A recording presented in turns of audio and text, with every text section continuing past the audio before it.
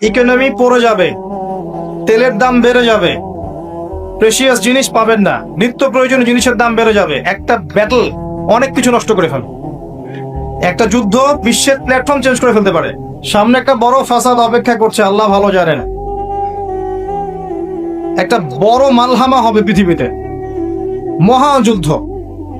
এই যুদ্ধে পৃথিবীর অনেক মানুষ মারা যাবে, এমনটা হাদিসের মধ্যে এসেছে। কে জানে, আল্লাহ ভালো জানেন এটা কবে হবে, কত সালে, কিভাবে হবে, আল্লাহ ভালো জানেন। এমন হতেও পারে এটাই সেই পারমাণবিক যুদ্ধের সূচনা, আল্লাহু আ'লাম। কারণ তারা শুরু করেছিল প্যালেস্টাইনকে কেন্দ্র করে, সেখানে পারে নাই। সিরিয়াকে কেন্দ্র করে চেষ্টা করেছে একটা মহাযুদ্ধ লাগানোর, পারে নাই। সিরিয়াকে কেন্দ্র করে প্রায় হয়েই গিয়েছিল, এখানে অনেকগুলো দেশ ইনভলভ হয়ে গিয়েছিল, কিন্তু নিউক্লিয়ার যুদ্ধ পর্যন্ত যায়নি।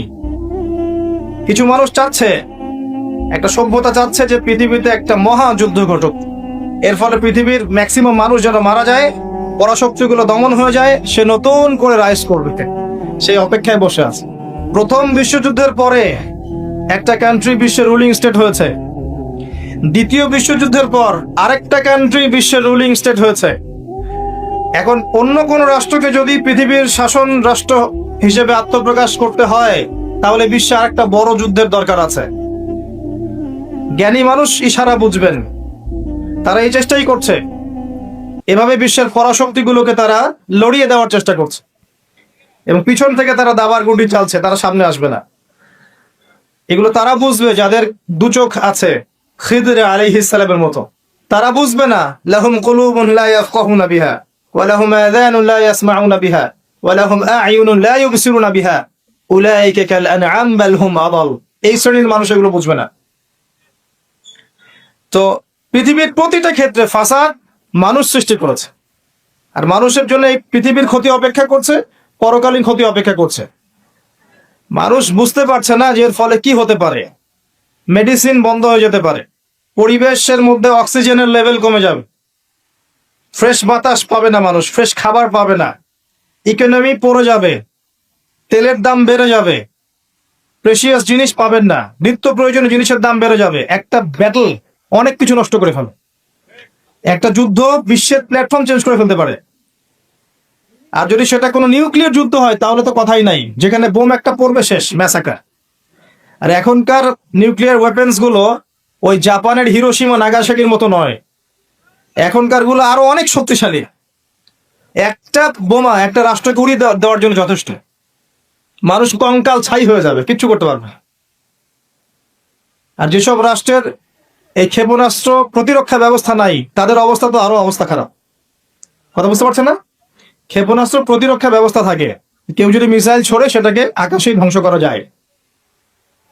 সেই প্রতিরক্ষা ব্যবস্থা যাদের নাই, তাদের কি অবস্থা হবে চিন্তা করতে পার। এই মালহামায় মুসলিমরাও জড়িয়ে যাবে।